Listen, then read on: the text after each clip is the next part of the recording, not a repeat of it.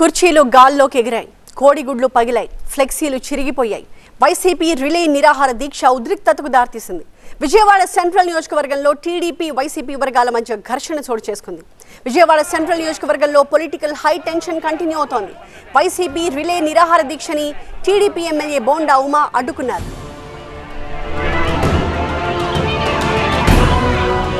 అచ్చోసిన ఆంబోతుల్లాగా road మీద పడి ఇష్టం వచ్చినట్టు ధర్నా చేస్తాం, ఇష్టం వచ్చినట్టు లోకేష్ తిడతాం, ఇష్టం వచ్చినట్టు చంద్రబాబుని తిడతాం అంటే తోలు తీస్తాం.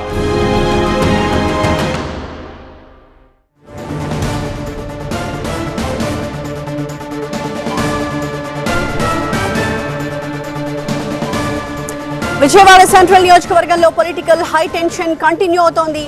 వైసీపీ చేపట్టిన రిలే నిరాహార దీక్షని టీడీపీ ఎమ్మెల్యే బోండా ఉమా అడ్డుకున్నారు. దీక్షా శిబిరం దగ్గరికి చేరుకోవడంతో గొడవ మొదలైంది. టీడీపీ వైసీపీ పరస్పరం ఒకరినొకరు దూషించుకున్నాయి. ఈ క్రమంలో కుర్చీలు గాల్లోకి లేచాయి, కోడిగుడ్లు ప్రత్యర్థులపై పడ్డాయి.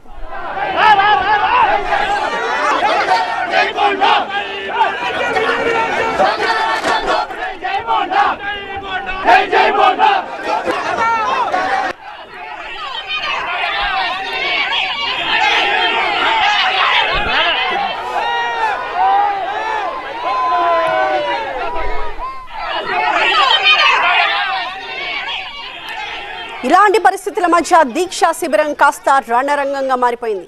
అక్కడి నుంచి మల్లాది విష్ణుని పోలీసులు తరలించారు. పరిస్థితి అదుపు తప్పకుండా గట్టి బందోబస్తు ఏర్పాటు చేశారు.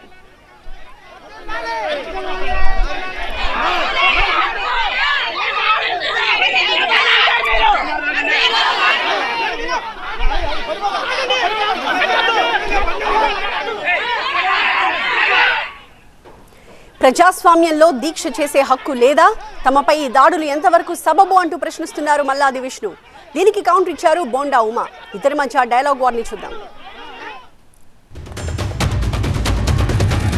ప్రశాంతమైనటువంటి వాతావరణంలో ఒక డిమాండ్ రాజకీయ పార్టీగా ప్రజల ముందు పెట్టాము. దానికి నిరాహార దీక్ష చేస్తున్నాం శాంతియుతంగా.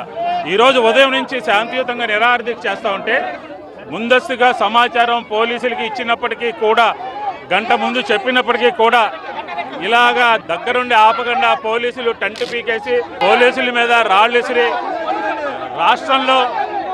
రాష్ట్రంలో ఒక భయంకరమైనటువంటి వాతావరణాన్ని సృష్టించాలి అని చెప్పని, ఒక భయంకరంగా అందరినీ భయపెట్టాలి అని చెప్పని, గొంతు నొక్కాలి అని చెప్పని ఈరోజు రాష్ట్రంలో శాంతి భద్రతలు పూర్తిగా వైఫల్యం చెందినాయి.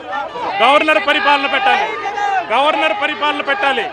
కేంద్రం ఇంటర్ఫీర్ కావాలి. రోడ్డు మీద ప్రజాస్వామ్యంలో ఎవరైనా చెప్పేటటువంటి హక్కు ఉందా లేదా?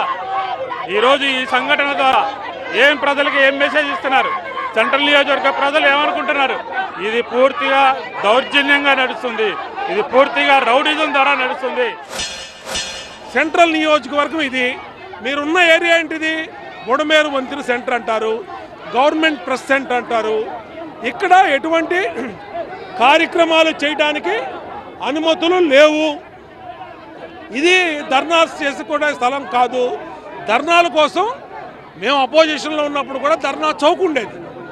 నువ్వు ఇక్కడ నడి రోడ్డు మీద కూర్చొని అందరికీ తాగుబోబిచ్చి మందు కొట్టించి వైసీపీ నాయకులు ఇష్టం వచ్చినట్టు లోకేష్ డౌన్, లోకేష్ అవినీతి, ఇంకా అన్నరాని మాటలతో లోకేష్ అంటా ఉంటే మేము పిచ్చోళ్ళమా? నేను అప్పటికి శాంతియుతంగా చెప్పా. ఇక్కడే ఏసీపీ గారు ఉన్నారు చెప్పా, సిఏ గారు ఉన్నారు చెప్పా, అధికారులు తీసుకెళ్ళండి. ఇది చేసుకునే చోటు చేసుకోండి. మీరు ధర్నా చౌక్ ఉంది, ధర్నా చౌక్లో చేసుకోండి. మీకు ప్రజాస్వామ్యం కల్పించిన హక్కు నిరసన వ్యక్తం చేయటం.